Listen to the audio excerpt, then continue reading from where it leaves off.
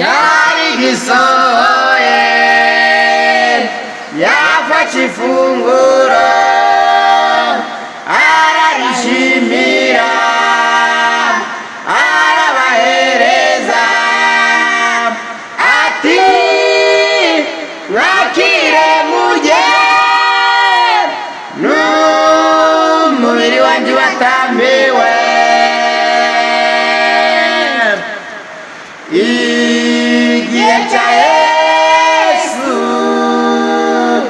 cyari gisohoye yafashe ifunguro ararishimira arabahereza ati mwakire murye n'umubiri wanjye watambiwe. Ndagira ngo mbibutse intambara y'uru rugendo inzira iraruye kandi irazamutse. Ndagira ngo mbibutse kuzasangira n'abera mu ijuru.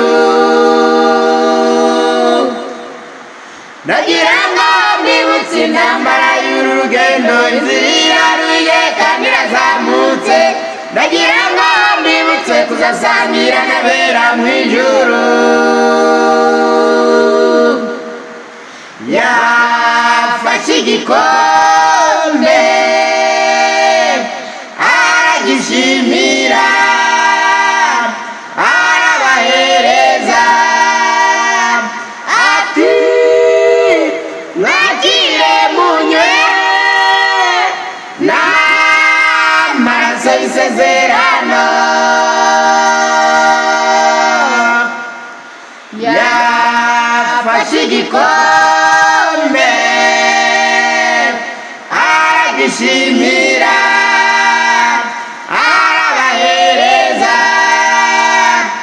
ati mwakire munywe n'amaraso y'isezerano.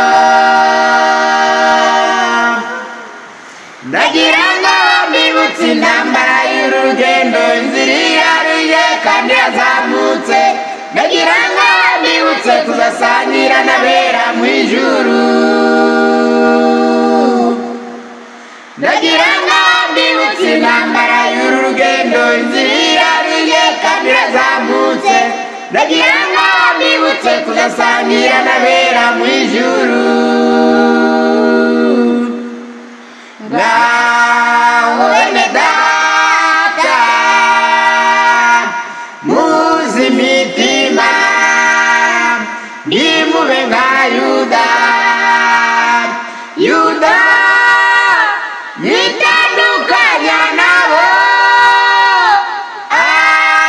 amaherezo ariyahura. Ngaho bene data muzi imitima nimube nka Yuda. Yuda yitandukanya nabo amaherezo ariyahura. Ndagira ngo mbibutse intambara y'uru rugendo inzira iraruye kandi irazamutse. Ndagira ngo mbibutse kuzasangira n'abera mu ijuru. Ndagira ngo mbibutse intambara y'uru rugendo inzira iraruye kandi irazamutse. Ndagira ngo mbibutse kuzasangira n'abera mu ijuru.